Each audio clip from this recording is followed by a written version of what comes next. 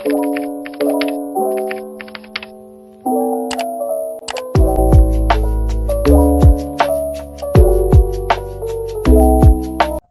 malam, saya Dakarisma Silviana akan membacakan berita acara dengan judul kasus pelanggaran etika PT Great River International Tbk.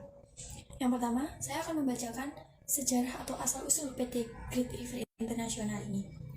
PT Great River International merupakan perusahaan pakaian jadi berkualitas tinggi dan terkemuka di Indonesia. PT Great River International didirikan oleh Sukanta Tanujaya dan Suyanto Tanujaya pada tahun 1976 dengan nama PT Great River Garments Industries.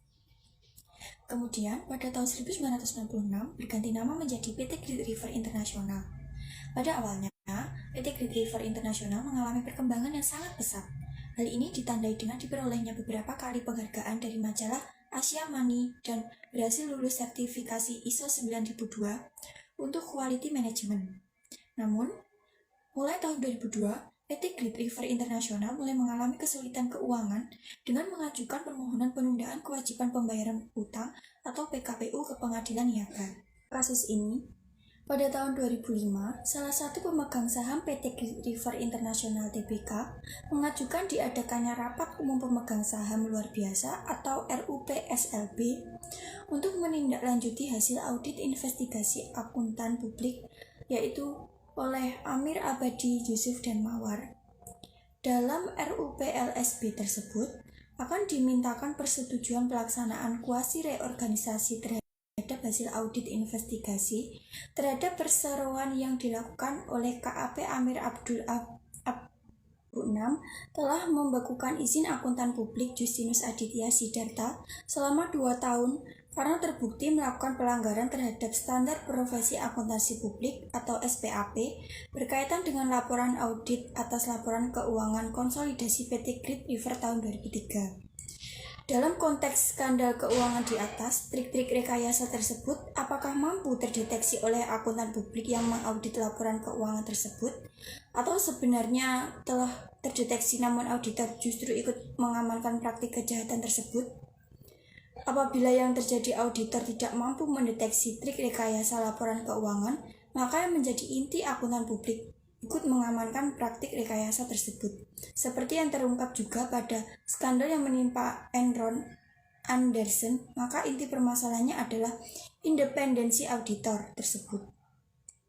Auditor yang berpengalaman, mempunyai pemahaman yang lebih baik atas laporan keuangan, juga lebih mampu memberi penjelasan yang masuk akal atas kesalahan-kesalahan dalam laporan keuangan dan dalam mengelompokkan kesalahan berdasarkan pada tujuan audit dan struktur dari sistem akuntansi yang mendasari. Namun, sesuai dengan tanggung jawabnya untuk menaikkan tingkat keandalan laporan keuangan suatu perusahaan, maka akuntan publik tidak hanya perlu memiliki kompetensi atau keahlian saja, tetapi juga harus independen dalam mengaudit. Tanpa adanya independensi, auditor tidak berarti apa-apa. Masyarakat tidak percaya akan hasil audit dari auditor, sehingga masyarakat tidak akan meminta jasa pengauditan dari auditor. Atau dengan kata lain, keberadaan auditor ditemukan oleh independensinya. Standar Umum Kedua atau SA Seksi 220 dalam SPAP 2001 menyebutkan bahwa dalam semua hal yang berhubungan dengan perikatan, independensi dalam sikap mental harus dipertahankan oleh auditor-auditor. Standar ini mengharuskan bahwa auditor harus bersikap independen atau tidak mudah dipengaruhi, karena ia melaksanakan pekerjaan untuk kepentingan umum. Dengan demikian, ia tidak dibenarkan oleh memihak atau harus melaksanakan kewajiban untuk bersikap jujur tidak hanya kepada manajemen dan pemilik perusahaan, namun juga kepada kreditor dan pihak lain yang meletakkan kepercayaan atas laporan keuangan audited. Bapepam menemukan adanya indikasi konspirasi dalam penyajian laporan keuangan konsolidasi Great River.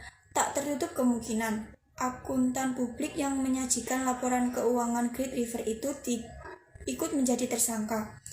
Menteri Keuangan RI terhitung sejak tanggal 28 November 2006 telah membekukan izin akuntan publik Justinus Aditya Sidarta selama 2 tahun. Sanksi tersebut diberikan karena Justinus terbukti melakukan pelanggaran terhadap standar profesi angkutan publik berkaitan dengan melaporkan audit atas laporan keuangan konsolidasi PT Great River International Tbk pada tahun 2003. Jadi, hasil analisis kasus ini yaitu jika dilihat dari pandangan secara norma sosial, kasus dari PT Great River International Tbk di atas yang melibatkan angkutan publik Justinus Aditya Sidarta dianggap telah menyalahi aturan mengenai kode etik profesi akuntan, terutama yang berkaitan dengan integritas dan objektivitas. Angkutan publik Justinus Aditya Sidarta dianggap telah melakukan tindak kebohongan publik, di mana dia tidak melaporkan kondisi keuangan PT Great River International secara jujur, yang dapat merugikan PT tersebut beserta orang-orang sekitar.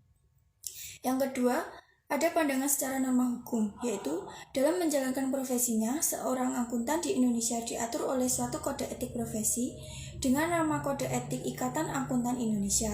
Kode Etik Ikatan Akuntan Indonesia merupakan tatanan etika dan prinsip moral yang memberikan pedoman kepada akuntan untuk berhubungan dengan klien, sesama anggota profesi dan juga dengan masyarakat. Selain dengan kode etik akuntan, juga merupakan alat atau sarana untuk klien, pemakaian laporan keuangan atau masyarakat pada umumnya, tentang kualitas atau mutu jasa yang diberikan karena melalui serangkaian pertimbangan etika bagaimana yang diatur dalam kode etik profesi. Yang ketiga, pandangan secara norma agama. Etika adalah aturan tentang baik dan buruk. Kode etik mengatur anggotanya dan menjelaskan hal apa yang baik dan tidak baik, di mana yang boleh dan tidak boleh dilakukan sebagai anggota profesi, baik dalam berhubungan dengan kolega, langganan masyarakat, dan pegawai. Kenyataannya, konsep etika yang selama ini dijadikan penopang untuk menegakkan praktik yang sehat, yang bebas dari kecurangan, tampaknya tidak cukup kuat menghadapi sifat-sifat selfish dan egois. Kerakusan ekonomi yang dimiliki setiap pelaku pasar modal dan manajemen yang bermoral rendah yang hanya ingin mementingkan keuntungan ekonomis pribadinya. Adapun keputusan etis yang dapat diambil yaitu Bapepam menemukan adanya indikasi konspirasi dalam penyajian laporan keuangan konsolidasi Great River.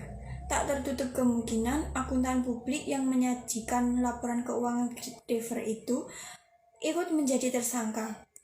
Menteri Keuangan RI terhitung sejak tanggal 28 November 2006 telah membekukan izin akuntan publik AP Justinus Aditya Sidarta selama 2 tahun.